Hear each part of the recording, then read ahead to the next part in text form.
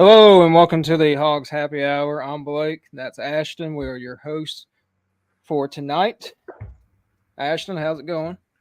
Hey man, going great. Looking forward to talking about some football, talk about some other sports. Can't wait to get started. Yep. So let's talk about last Saturday. We had a disappointing win against Kent State. Um, what's your initial reaction to last Saturday's game? The good news is we played a lesser opponent and we we beat a lesser opponent. It wasn't pretty, but let's be honest. There's been times in Arkansas history where we would have gladly taken an ugly win over a bad loss. So I can honestly say that although I was disappointed as a fan, although I wanted to see us win bigger, I'm happier to see us at least walk away with a win. Yeah, it was, especially with the Chad Morris era, we experienced a lot of losing. So, we will take any win we can get. I'm going to start with the defense because we will have a lot to talk about with the offense. So, to me, the defense was the real star of the game. We held Kent State to 26 yards rushing. All right, we had another defensive touchdown, another pick six with Antonio Greer. Uh, we struggled a little at first, but we kind of settled in. To me, the defensive line looked better this game than it did in Little Rock. We had 7 sacks this game. Jaheim Thomas led with 12 total tackles, 1.5 sacks, 2 tackles for loss. Overall, they played well. We lost, a couple times at the beginning, we lost the tight end in coverage, but we kind of settled in. Alamo was 11 of 17 for 174 yards, no touchdowns, 1 interception. So um, held their quarterback to pretty bad numbers. Just some overall rankings of our defense right now. We are 18th in the nation in total defense. We are tied for first in defensive touchdowns, and we are ranked fourth overall in the country in rushing defense. So, what's your thoughts on the defense? I think we finally were. This is what we were expecting. I think a lot of fans were nervous about the fact that we weren't just in the backfield a whole lot against Western Carolina. I think we had a little bit, I guess, a more aggressive play calling perhaps on defense this past week. We were in the backfield. It seemed like on every play, Alama didn't have a lot of time to think about what he was going to do with the football. We won at the point of attack at the line, and it seemed like every other play we were in the backfield and Alama was running for his life. And how about Antonio Greer, his first ever play in a Razorback uniform? His first play of the year is a pick six for a touchdown. To say, and I've already said it before, to say that we have some very good depth at linebacker and at defensive line, and even although some people may disagree with me, I think we have some fairly decent depth in the secondary. It's good to see the defense playing like we thought they would play in not just one game now, but now back-to-back games. And we're hoping they can carry this type of defense into a pretty tough game this weekend against BYU. Yeah, I was, our first 2 games obviously are against Cupcakes, but I'm very happy with what I see with the defense. To me it's a totally different defense, and we haven't even seen the capabilities of it because I feel like we're still playing a little vanilla based defense. I know he wants to bring pressure, but he doesn't want to kind of put that on film right now. So defense is looking great, looking great. All right, now let's get to the struggles. Okay. Our offense. Okay. So let's go with some stats. KJ, he was 13 of 19 for 136 yards, 2 touchdowns, 0 interceptions. He also carried the ball for 13 times for 48 yards. Our leading rusher was AJ Green. He had 15 carries for 82 yards at 5.5 yards a carry. Tesla, he led the receivers with 3 catches for 51 yards. Andrew Armstrong had 4 catches, with 2 of those going for touchdowns. Offense to me did not look inspired to be out there. They just looked like they were going through the motions. Kent State gave up to their first opponent 389 yards rushing to UCF. So going into the game, we thought we were expecting big things from our rushing attack, and it did not happen. We only had 308 yards of total offense. Now, they gave up 389 yards to UCF just rushing. So that was very disappointing. This is the second week in a row our offensive line is struggling. The middle of the line, the center and guards are not playing well. Our tackles are playing pretty good, but the middle of our offensive line is weak right now. So, what's your thoughts? Yeah, I think it's pretty evident that, and we'll see probably here shortly, that Coach Pittman's frustrated. We're frustrated as fans because I know Coach Pittman, he and Coach Kennedy, they work with it every day. They probably have better practices than what they're showing in games. And we didn't quite expect this from the center position. At least I didn't expect it from the center position. Joshua Braun, who was a transfer from Florida, we thought that he would come in and kind of plug that hole at guard for us. That hasn't quite worked out. Maybe there's a reason why he was in the transfer portal. Who knows? Our tackles seem to be doing the job, and at left guard, it seems like we've had a mixture of different guards. Tykeus Crawford, who, by the way, going way back, was a very sought after recruit years ago.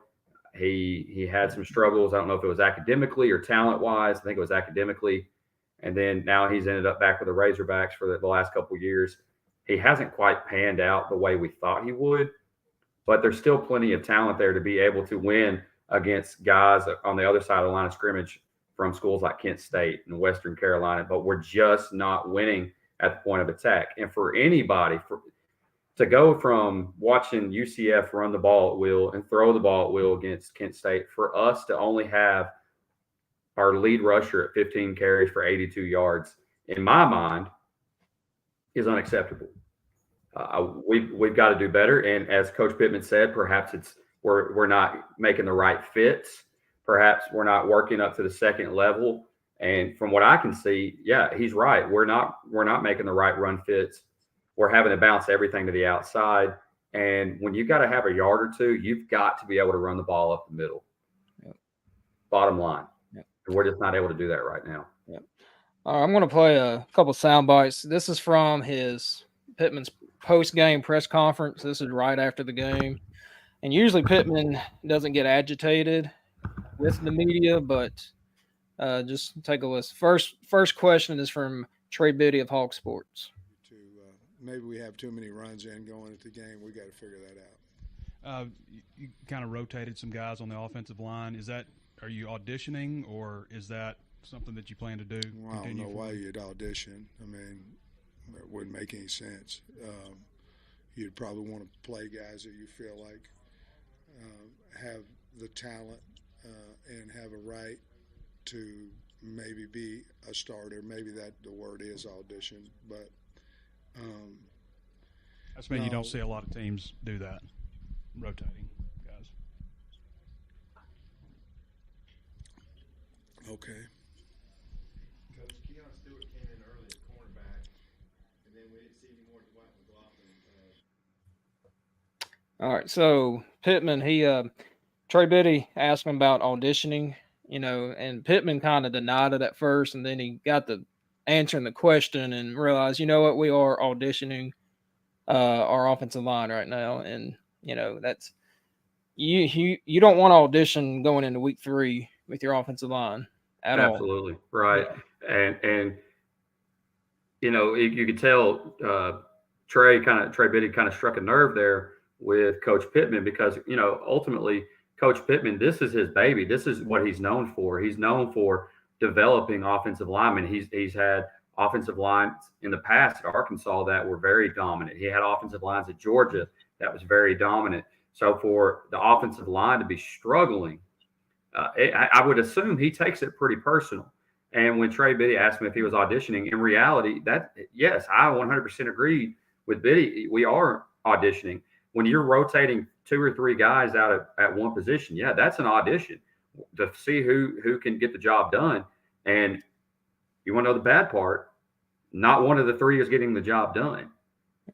Eventually, someone's got to step up. And then the second part of what Trey Biddy said was you just don't see that from most teams. I don't disagree.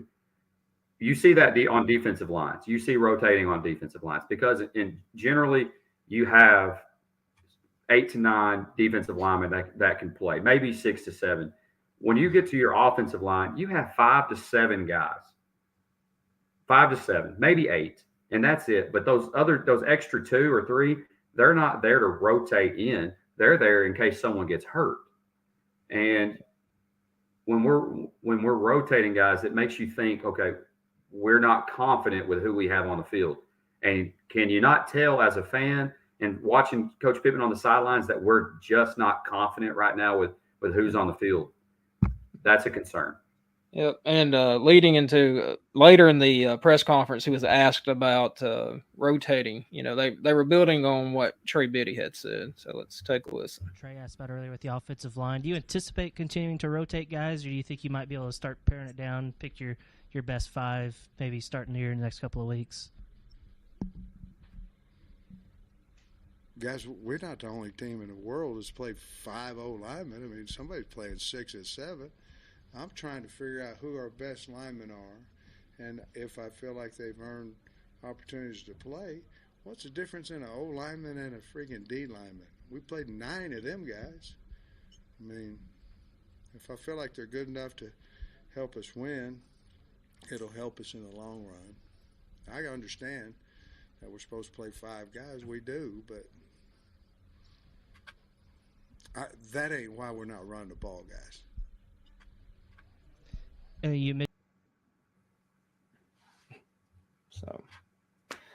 So there's that. I've watched a lot of football, and I've never seen there's always, you may see max of 6 offensive linemen, 7. You don't see, like D linemen, you'll see them switch in and out because they're trying to stay fresh.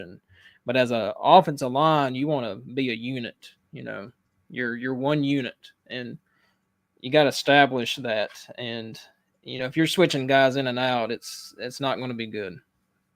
I haven't coached, and I never will coach at the level that Coach Pittman coaches at. You're not going to see me coaching on a college sideline. You may never see me coaching again on a high school sideline like I have in the past. But in reality, even going back to my days of coaching, offensively, when I put 5, and me and you work together, when we put 5 offensive linemen on the field, those were our 5 offensive linemen. We didn't sub it in and out. Yeah. And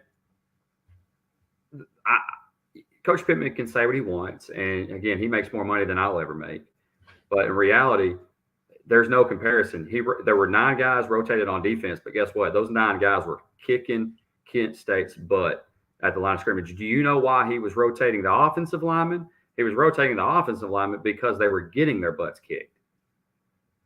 It was good to see us finish the game with a good drive, and I was proud of the offense and the linemen to see us go out and just run the clock out with I don't know how many consecutive runs it was, 10 or so, 30, I can't remember, for 60-something yards. But yeah, you want to know that you can consistently do that if you have to. I have every confidence in the world that if it comes down to it, that we could block for KJ. But even then, there was a few times where KJ was running for his life. I don't want to have to rely on one guy to win the game for us every single time we go out. KJ can't be the only guy that wins the game. It has to be, as you said, it has to be a unit winning the football game. Yeah. And as the game plan was not to run KJ at all. Maybe a few times. But they noticed that our running backs were not getting any positive yards, so they had to run KJ. And I think it was toward the end of the first quarter. I think you texted me about it. I think it was the last play of the first quarter where he ran that guy over, and I was like, man, we don't want that against Kent State. Maybe Alabama, Ole Miss. We don't want to run KJ like that. Against these cupcakes. But our running backs were not getting any yards, so we had to rely on KJ. And if you got to rely on your quarterback to be your rushing attack, we're gonna have issues this week. Right. Most definitely next week. In the long term, for most teams, it doesn't matter really what level, high school, college, pros.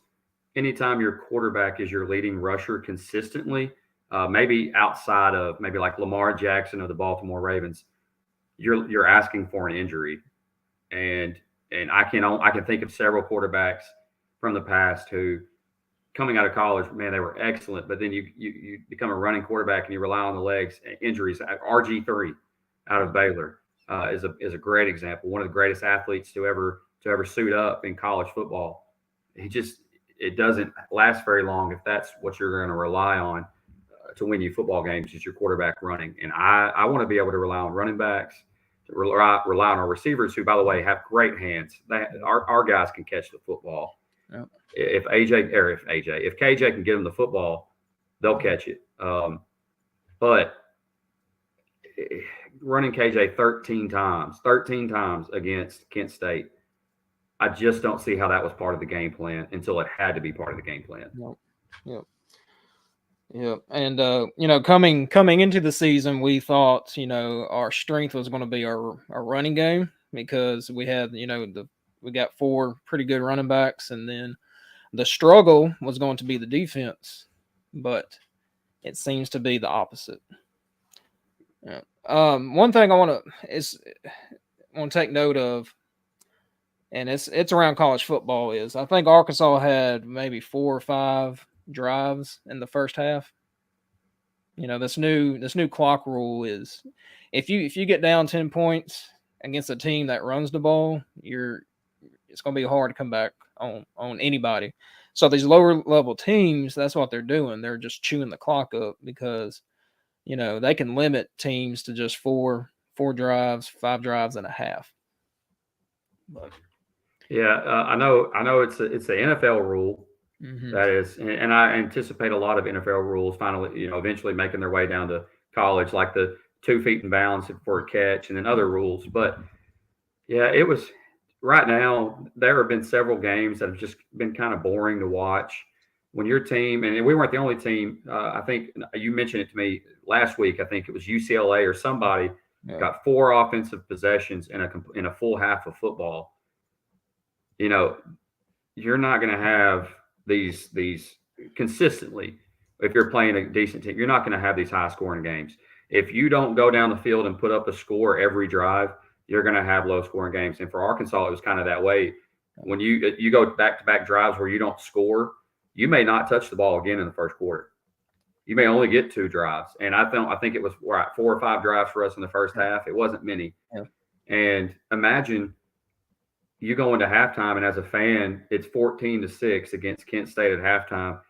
If you're Kent State and you go into halftime down 14-6 in Fayetteville against an SEC school, in your mind, you think, I can win the football game.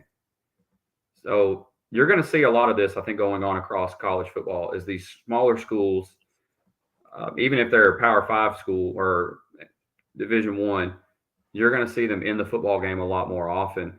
I mean, you saw it with Tennessee over the weekend.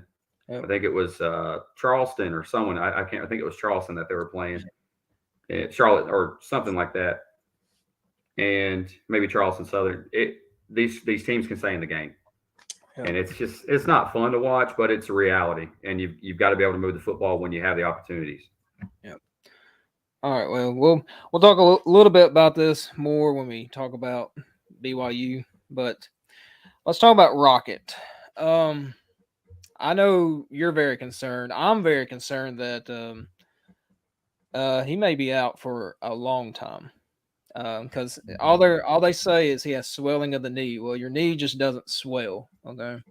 And the swelling hasn't gone down in 2 weeks now. So do you think Rocket will even play this year? All right. So again, as a Razorback fan or as a football fan, I think as a football fan, you don't wish injuries upon anybody. You don't wish your injuries on anybody, anyways. But as a Razorback fan, I've been strung along before with updates. Oh, this is what to expect. This person will be ready this week. Oh, they'll be ready next week. The swelling on the knee immediately. My first thought went to there's a tear in his knee somewhere. For there to be swelling like that, you can drain fluid off and make the swelling go down. Well, are you going to have to do? Is the swelling going to be a week to week thing? Or are you going to have to drain it every time? Normally speaking, that means there's something wrong. And I'm hoping, again, like I said, I'm hoping I'm wrong, but I can't. If Rocket doesn't come back, obviously this week he won't be playing. If he's not back for the LSU game, this is my personal opinion. I don't think we'll see him again this year. I kind of agree with you. He was a very dark horse candidate for the Heisman, so that's obviously out of the picture. So you would think he would want to rack up some yards against these lower level schools, but it's just not happening. But do you think this happened in practice, or do you think it happened during the Little Rock game? Or? I 100% in the Little Rock game. I don't know if you have the clip prepared or not, but there was a certain he scored a touchdown in the end zone, and all his teammates are running over, and they're trying. A typical thing is to celebrate, you jump up, you kind of bump your backs, your butts together, kind of get pumped. Well, they were prepared to jump, and Rocket was like, nah. And then you really didn't see much of Rocket the rest of the game. And when you did see him, there wasn't just a whole lot of firepower there, if you will, behind his runs. And that was it. You only have 40-something yards of rushing from Rocket against Western Carolina. Something just didn't seem right. Yeah. I mean, he just didn't look very explosive. He was just there. I firmly believe it happened during the Little Rock game. I've rewatched the Little Rock game, but I cannot find a play that kind of shows he got hurt or was limping around. So it looks like he was toughing it out the way he was running around, but part of me thinks that he was injured the whole time and just maybe convinced himself that he'll run it off. But it just didn't get any better. That's my guess. I can't prove that, but that's just a guess of mine. And he might have got hurt in practice, but it was just a very minor injury and tried to tough it out. And I don't know, but AJ Green, it's your job. So, all right, moving on to BYU. So, all right, BYU is 2-0 on the season. They beat Sam Houston State 14-0 and beat Southern Utah 41-16. Head coach is Kalani Sitake. He has a overall record of 56-34 and 29-9 the past 3 seasons. In the college football world, he is a well-respected head coach. Always has a disciplined team. On offense, Slovis is 42 of 65 for 493 yards, 4 touchdowns, 1 interception on the season. Now, he's transferred around. He was at USC, and then he transferred to Pitt. Now he's at BYU, but he has thrown for over 10,000 yards in his career. So he's not your freshman, sophomore quarterback. He can throw it around if he needs to. So what's your thoughts on BYU? So we got Caden Slovis. This is not your typical non-conference quarterback that's playing for an unranked team. This is a guy who has been in the big games at USC. I think he played under Clay Helton, and he played some big games. You're talking playing against Oregon. You're talking about you play your rival in UCLA. This guy's played some big games. And he went over to Pitt and just I guess wasn't a good fit. And you know as well as I do in today's world, if it just doesn't work out, transfer. Yep. And here he is at BYU. And, you know, last week you had the Battle of the Mormons between BYU and Southern Utah. And obviously BYU took care of business. They're well disciplined. This is a team, I've always said it and I've always joked, this when you never want to be able to play against BYU in bowl season. They're not staying out late. Yep. They're in bed. They're ready to go. They are coached well, and the expectation from their head coach is that they play hard. Yep. And I will And add they're now in the Big 12. And it makes me nervous. Yeah. Anytime BYU is on the schedule, it's almost like when you see BYU, it's almost like seeing Appalachian State on the schedule. Yep. You know they're going to be tough. You know they're blue collar, and they just play hard nosed football. Yep. And the way BYU is set up, you know, you're not going to really have your 18-year-olds playing for BYU, you know, because they've got some of them could be 24, 23, 25 years old. I mean, just right. If you know anything about BYU, you should know why. All right, they're to me they have the same issues as Arkansas. They cannot run the ball. They have 158 yards in 2 games total rushing the ball. So they have line problems like we have line problems. So it's kind of a mirror image of a team. Leading receivers, they have their tight end is actually their leading receiver. He has Isaac Rex. He has 6 catches for 127 yards. Then the next guy is Chase Roberts with 11 catches, 126 yards. And then Darius Lassiter, 9 catches, 116 yards. So you kind of see an even, you know, distribution. Obviously Slovis can sling the football around. He's got some big receivers. These guys are like 6'3", 6'4". Of course, you know, we know what it's like to have your receivers 6'3", 6'4". Yeah. And these guys can go up and get the football. So naturally, if you can't run the football, what do you do, Blake? You throw the football. Yes. Yep. And I don't know if you noticed, but Slovis is the leading rusher as far as touchdowns go for BYU. He has 6 carries for 8 yards. For those 8 yards and those 6 carries, he's got 3 touchdowns. So what does that tell you? They get down on the goal line, or they're getting behind that center and they're going into the end zone. Yep. So that's something to keep in mind if they get down on the goal line, the type of play calls that they could make. And it also could let you know that there is a possibility if they're having line issues that we could cause some disruptions in the backfield defensively and make things uncomfortable for Slovis, because Slovis is not a runner. Yep. Slovis wants to throw the football, stay in the pocket, and we can make it difficult on him. Yeah, that's going to be a huge test for our secondary that we think is much improved. So we'll actually see. So it'll be a big test. Now on defense, they're I don't want to say great, but they're pretty good. They only have 1 sack through 2 games, which the 2 teams you played, in my opinion, you should have more than 1 sack, but they only have 1 sack through 2 games. They do have a Arkansas player on the team, Caden Halls, he played at PA. He was offensive lineman there, but now he plays defensive tackle. They're ranked 26th in overall defense. They give up 265.5 yards a game. Ben Bywater leads the team in tackles with 16. They have 4 interceptions on the year, with Jacob Robinson leading the team with 2.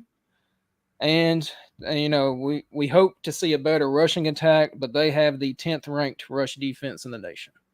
Yeah. So I think KJ is going to have to take over once again, because I don't see our offensive line getting much push at all. No, they've got 3 fairly experienced. When I say fairly experienced, we're talking senior linebackers. Well, actually, Bywater's a junior, but then you've got 2 other senior linebackers. So they've got experience. They've seen enough football.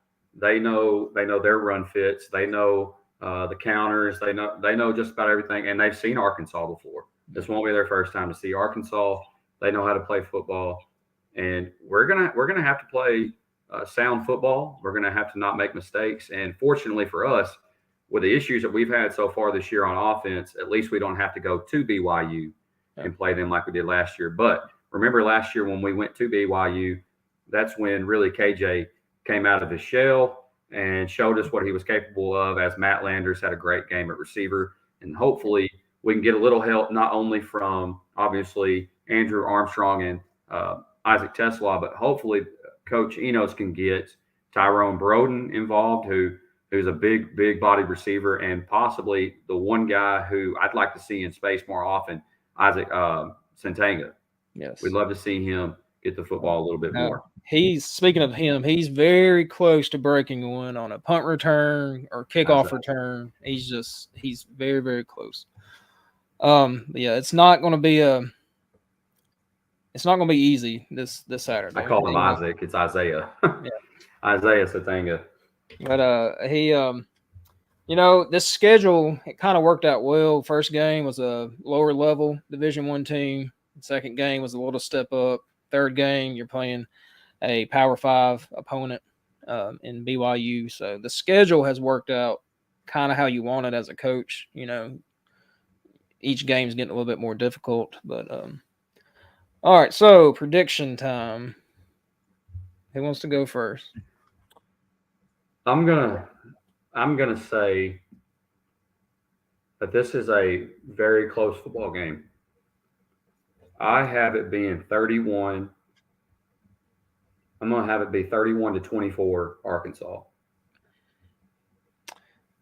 Yeah, I'm not as close as you are.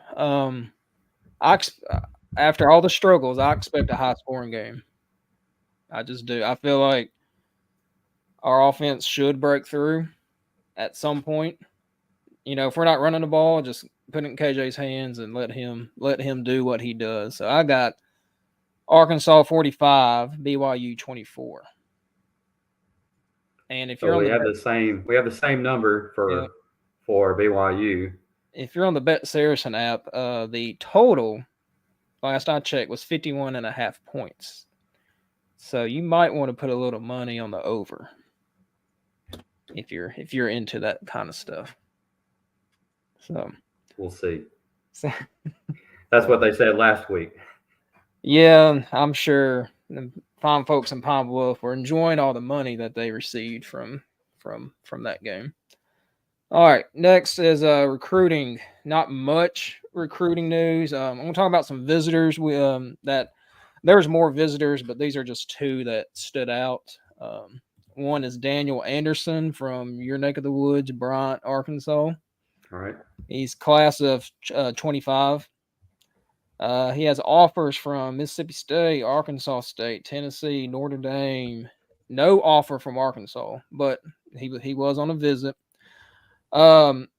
He is an athlete. He qualified for the 6A state track meet in triple jump, 4x1, 4x2, and shot put, which you don't really see shot put in with those other events. But so we have not offered him, but we'll see.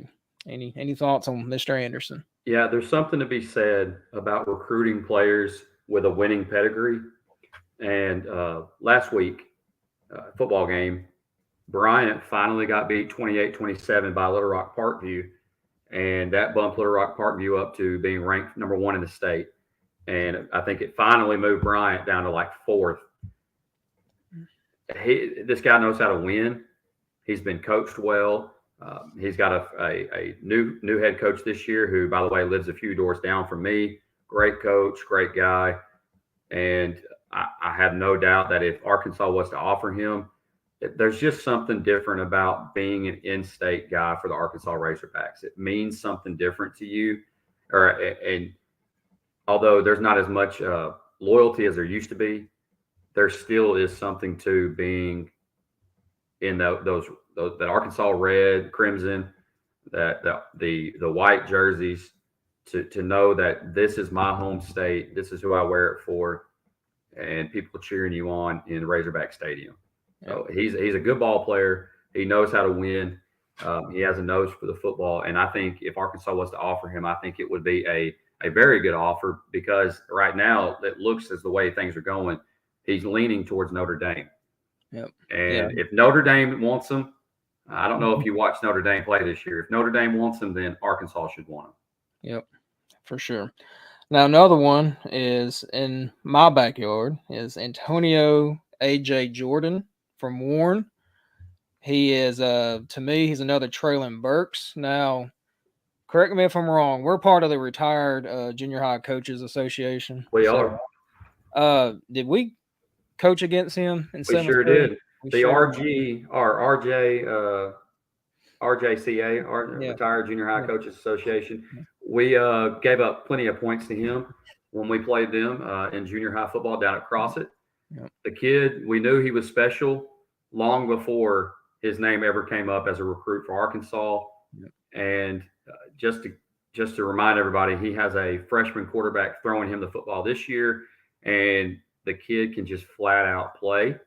Yep. And he is going to end up as a senior. I think he'll end up, in my opinion, end up being a 4-star, most likely a 4-star athlete, most likely a receiver. And boy, there's a good pipeline from Warren to Fayetteville, Arkansas. And if we could get him in Razorback colors, I think a lot of people in Southeast Arkansas will be super excited. Although I coached against the kid, I would love nothing more than to see him in Razorback colors. Yeah. Yeah, so far he does have an offer from Arkansas, but he also has offers from Florida State, South Carolina, and Tennessee. But this is just the beginning for him. I expect every major D1 school to offer him. He also has a teammate, I can't remember his name right now, who has an offer from Ole Miss. So there's some talent right now in Bradley County. Must be those pink tomatoes or something. Yeah, that's it. Yep. All right, and then we want to talk about basketball real quick. Okay, Coach Muss got a commit, Jalen Shelley. He visited over the weekend and then committed to Arkansas. He's ranked number 43 in 2024 ESPN 100.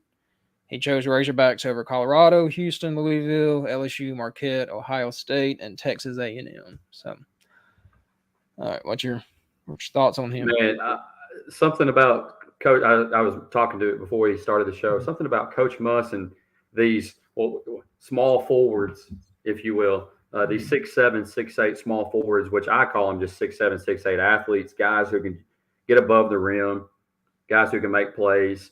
And I think he's looking for a guy that's longer, that can shoot a little bit. Shelley has although he hasn't necessarily grown into his body yet, I think he has the makings of being a super good athlete for us. And the good news is seems to be a link, I see what you did. A link, play on words there, pun intended, between Arkansas and Link Academy in Branson, Missouri.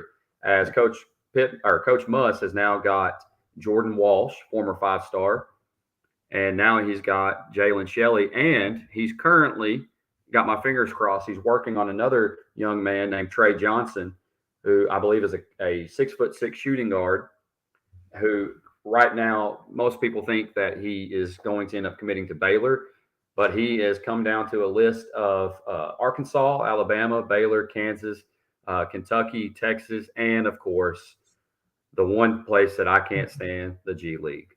Yep. Yeah. It would be awesome for another young man out of Link Academy to end up in Fayetteville. But there are several kids right now that Coach Musselman is after. And just quickly, I'm going to run down a list of those. If that's all right with you, Blake. Yeah, that's fine. We got time. So we got Isaiah Elohim is going to be visiting Arkansas next weekend. You have Rakees Passmore is visiting in October. Then you have several others that I don't know if they visited, but they're in the mix for these guys. You got Amir Ali, Anner Boateng, which is, by the way, he's a Little Rock Central 4-star wing, Jace Richardson, and then Nas Cunningham. So those are the names that Arkansas is after. And by the way, all those guys are either combo guards or small forwards. Yep. Yep. And we know how Muss operates, so we know he's going to hit the transfer portal, but he likes to get a few high school commits and recruits just to add in to whatever he can find in the transfer portal. But and as we know, as the season goes on, we're not going to start well in SEC play. So, we've learned the past few years to just let Coach Muss do what Coach Muss does and just be patient. Right. Because come March, it will all gel together. So, all right. And other Razorback news, we have a kickoff time for the LSU game. The SEC has blessed us with this time. I cannot thank them enough for a 6:00 kickoff in Baton Rouge. Can't wait to go there and play at night. First SEC game. Thank you, SEC. We appreciate it. So it's hard to win at night in Baton Rouge. It's hard to win, period, in Baton Rouge, but it's something about playing at night. It's no fun. I don't know what we did to the SEC, but as a Razorback fan, maybe I'm just being biased, but it always feels like the SEC is out to get us every year. Yeah, Coach Pittman talked about it earlier in the week. He said on the road, he would rather play 11 o'clock kickoffs, and at home, he would rather play the 6 o'clock night game. And it's the complete opposite. And we always get 11 o'clock kickoffs at home and night games on the road. So we can't thank you enough, SEC.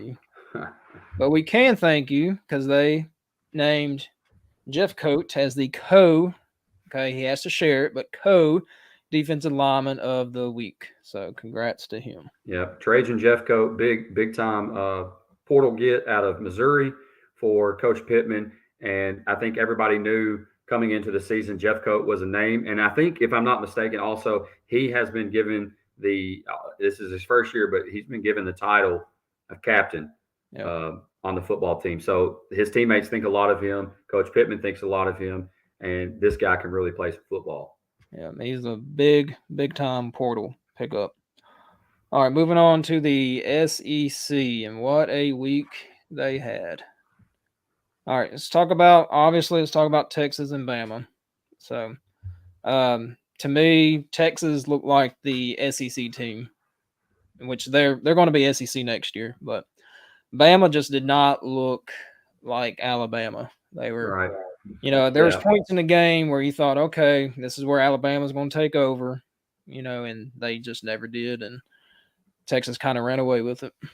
Alabama doesn't have, in my opinion, what they've had the past, 5 to 10 years, that typical quarterback that leads the team, that typical running back that can just mash the defense, and then your big play receivers.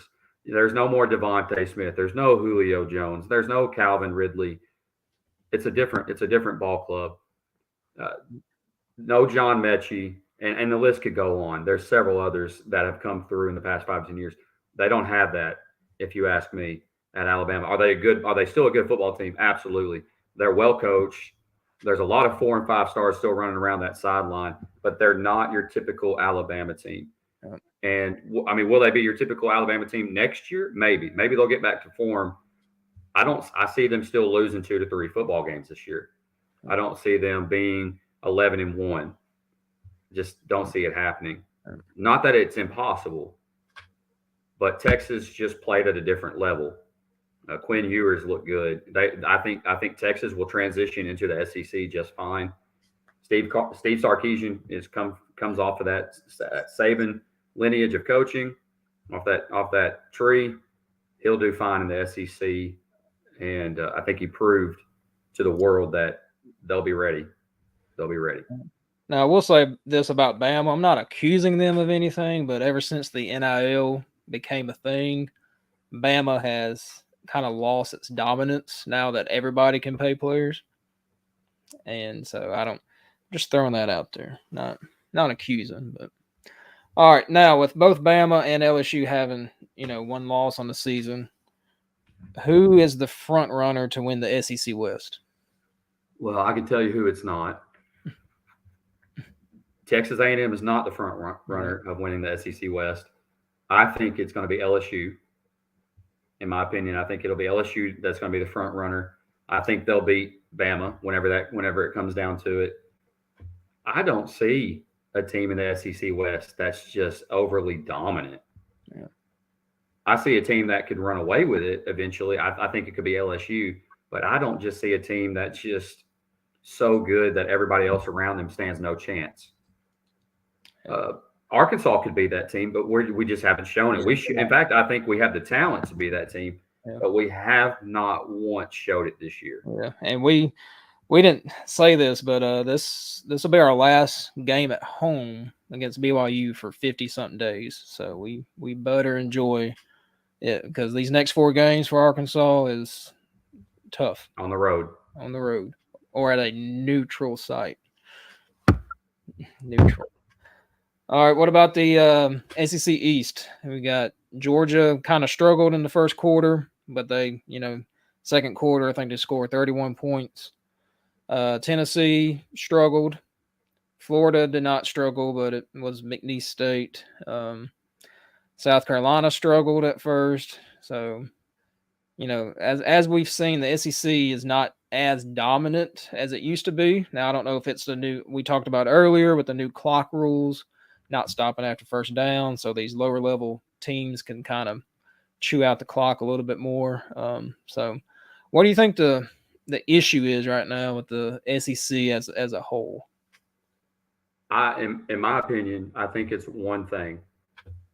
In the past, you've seen there's always 1 or 2 teams who have that quarterback who can just make plays, and then behind him is that running back who, if you turn around and hand him the football, he can make big plays. Alabama had Bijan Robinson. Georgia's had running backs in the past several years who could just get the job done. LSU's had running backs. I don't see. If you turn it and look, Mississippi State right now seems to have the running back. I think his last name is Marks, who seems to be running, and it's like a completely different Mississippi State team. They're not throwing the football; they're running the football. Yeah, Rogers, he's not throwing it 60 times a game. And so they're running the football. But overall in the entire SEC, I don't see a team that has a dominant quarterback and a dominant running back. Mm-hmm. I think that's the problem that you're seeing. Your defense is on the field more across the board, and instead of time of possession being in the SEC's favor, it seems to be the other way around. Yeah. So is you think KJ is the best quarterback in the SEC? No, I think the best quarterback in the SEC is probably Jaden Daniels out of LSU, or it's Spencer Rattler out of South Carolina. Yeah, he is quietly having a heck of a start. I mean, we know they lost to North Carolina, but his stats are up there. I mean, he's the best quarterback right now in the SEC. There's a lot of fans right now currently, as far as the East goes. You got Georgia, you got Carson Beck, but I don't think Carson Beck is. I mean, he's a good ball player. He's playing for Georgia. He's playing collegiate football. I don't think he's a top 5 quarterback in the SEC. I think, you got at Tennessee, you got Joe Milton. A lot of Tennessee fans are super upset. They don't think Joe Milton is very good at all. And, can he be good? I think Joe Milton could be one of the best quarterbacks in the country at times, but most of the time he's just not. Who he reminds me of? He reminds me of Jeff Sims, who is playing quarterback for Nebraska, who finds ways to shoot himself in the foot all the time. But if he's good, boy, he's great. Yep. It's just few and far between, if that makes sense. So, so SEC's got a couple of conference games this weekend. We'll get into those later. We will talk about the non-conference. This is an interesting one. Alabama at South Florida. Usually it's the other way around, but Alabama at South Florida. I got, obviously I think Bama's going to bounce back and they should win that pretty easily, but I guess it's good for South Florida. Maybe they can bring some recruits in and show off the campus a little bit, but then we got ULM at Texas A&M, Sanford at Auburn, Vandy at UNLV, Georgia Tech at Ole Miss, and Akron at Kentucky. So, anything stand out with those games? Nothing exciting. Yeah. I think SEC takes care of business. Yeah. I don't, Akron struggled mightily as a football program. ULM is ULM. We both live down there. We know what type of football program they have. South Florida, they used to be a really good, a solid program. We got Antonio Greer out of South Florida, who's a linebacker for the Razorbacks. Yep. But they're not what they used to be by any means. Yep. All right, so here on the Hogs Happy Hour, since conference play is starting, we are going to have a pick'em competition. This week we got 3 conference games, so let's pull up our predictions and we will talk about it. All right. So the first one, as you can see, we have the same thoughts. So number 14, LSU at Mississippi State. I think LSU is going to go in and handle business. Now, at Mississippi State's not an easy place to play with all them cowbells ringing in your ear. But I think Mississippi State's just not there yet with Arnett, the new coach. So I got LSU. I'm not going to give a score, but I'll say LSU by probably two touchdowns. I don't disagree with that. I have LSU probably by 2 touchdowns and a field goal, so 17. Yep. No, I don't think it's a blowout. Don't get me wrong. I'm not trying to discredit Mississippi State because I think for all that they've been through, losing Coach Leach the way they did, unfortunately, because he's missed in the college football world definitely. But they have had to overcome some things, change their offense entirely. I think they'll compete. I think they'll play hard. I just think LSU is the better football team and in a better situation right now. Yep. All right. Next, we got the Gamecocks at number 1, Georgia. I'm sure Coach Beamer will find something to complain about after this ball game. Maybe because your team's just not very good. So I got Georgia by at least 3 touchdowns. You know what? Don't be surprised if South Carolina keeps it close and it's only a 2-touchdown game, maybe less. Don't be surprised. Yeah, Spencer Rattler's going to have to play, good football. I'm just worried about South Carolina's offensive line. Now if they've improved, then I can see South Carolina actually beating Georgia, but I don't trust their offensive line. And this last one, I went back and forth on this last one and you're going to call me crazy, but number 11, Tennessee at Florida. I had Tennessee, then I had Florida. I went back to Tennessee. At Florida, it's going to be hard to play and to win. Tennessee's not playing great ball right now, but neither is Florida, even though they won last week. But I just went with the better team with the better players, and that's Tennessee. Yeah, right now Florida is not in a good place. Coach Napier's got a good class coming in, assuming none of those guys decommit. He's got a big quarterback committed in, I believe, it's DJ Lagway, and if he can get those guys to campus, maybe he can turn the program around. But in today's world, most fans and just don't give coaches 3 to 4 years to turn programs around. It's you win and you win now, and then put that in the shoes of that's the head coach at Florida. You better win now. Yep. At Florida. That's a very proud program, proud fan base. Tennessee, although they're not in a good place, I think they're gonna go in. Joe Milton, who Joe Milton does remind me. He reminds me of Jeff Sims, but he also reminds me when he's playing well of a guy by the name of Anthony Richardson, who plays quarterback for the Indianapolis Colts. Yep. They're built different. They're athletes. Mm-hmm. If Joe Milton plays the way he did this past weekend, this is a close game. Yeah, Tennessee fans were yelling to just hit the receiver in the hands. Now they used some better words than I can use on this show, but if he doesn't have a good game, Florida will probably win, and then you're going to have quarterback controversy. You know, Graham Mertz at Florida was quarterback at Wisconsin.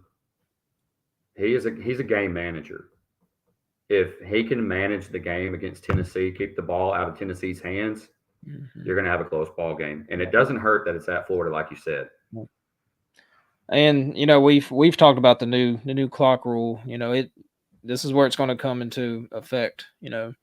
If Florida can just string some long drives together and chew up that clock, because Tennessee likes to score fast, so you just kind of limit it. All right, the national slate of games is not.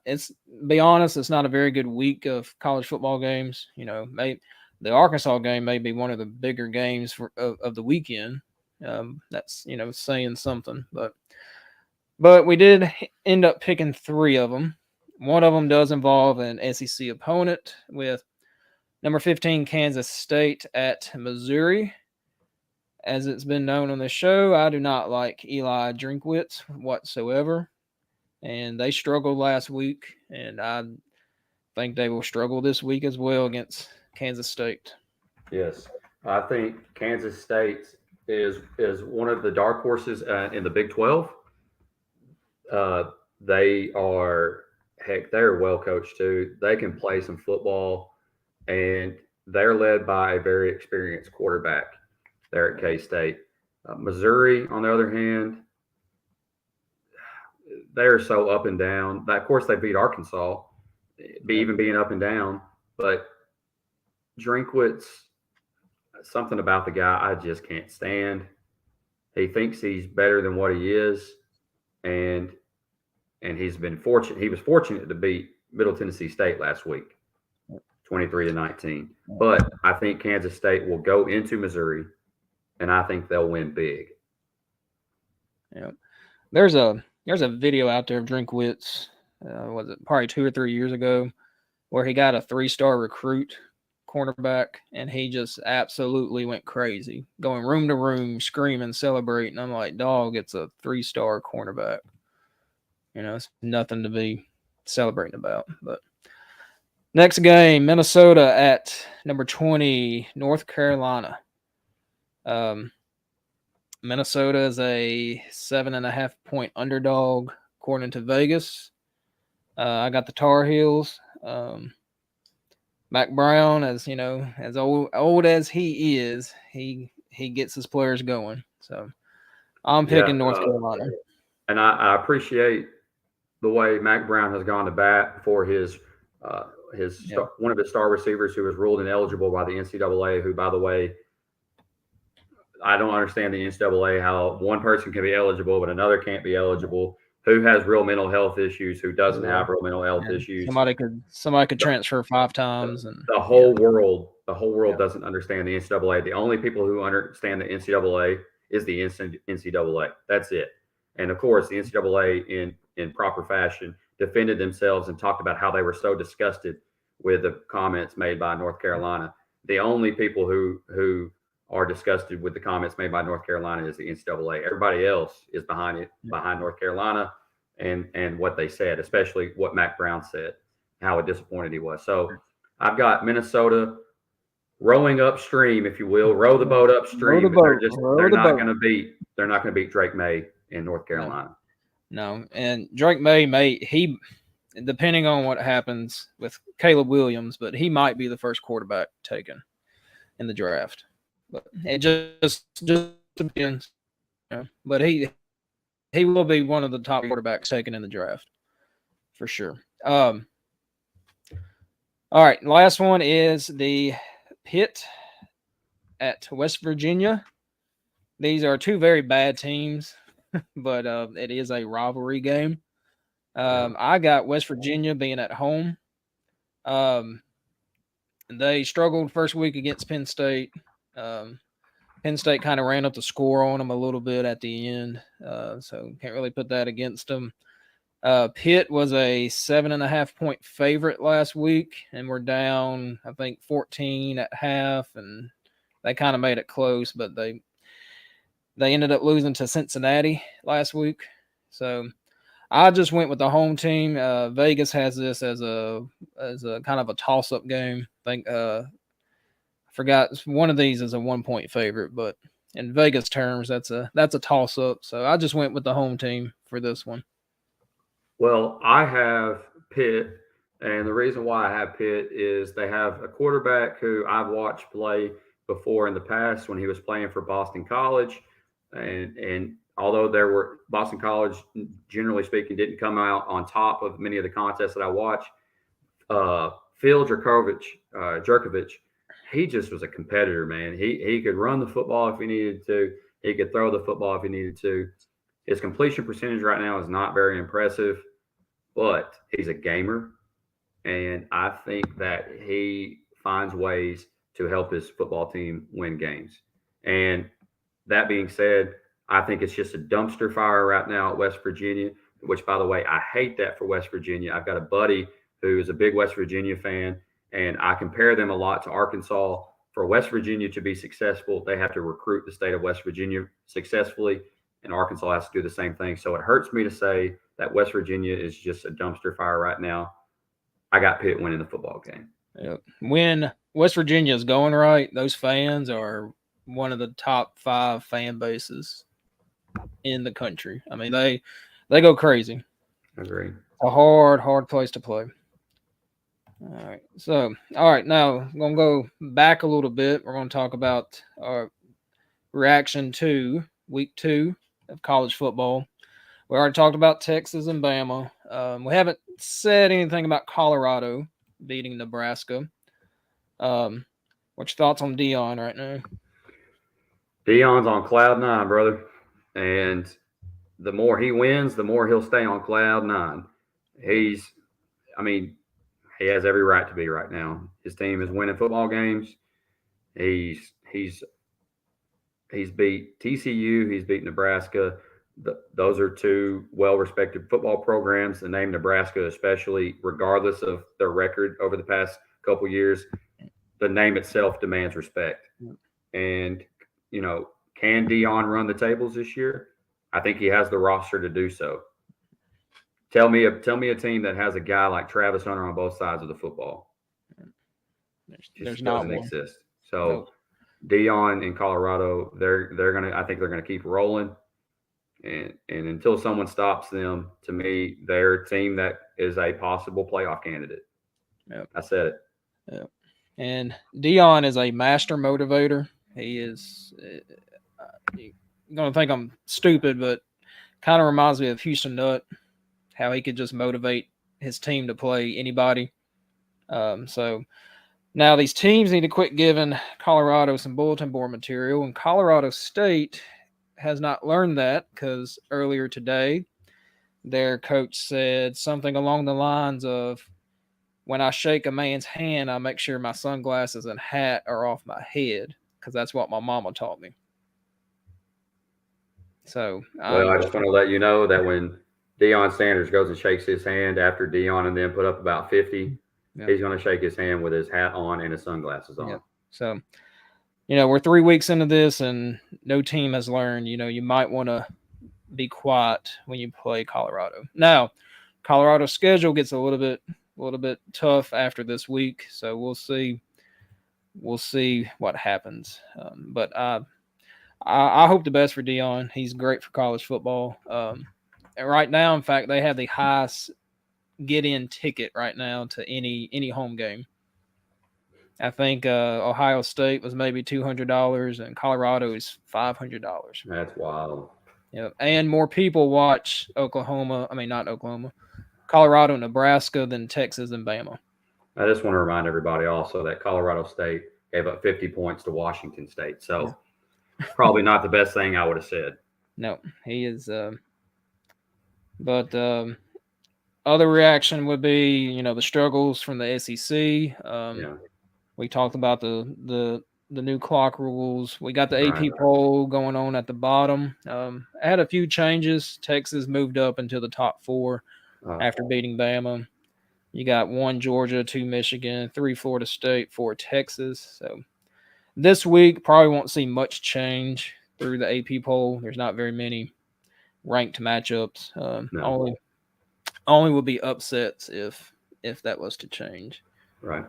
All right, and then so previewing next week or this week, kicks off tonight with Memphis and Navy, I believe. Yep. So And Four Star Sports Media, of course, they are directly connected to Memphis football. They do a lot with Memphis football.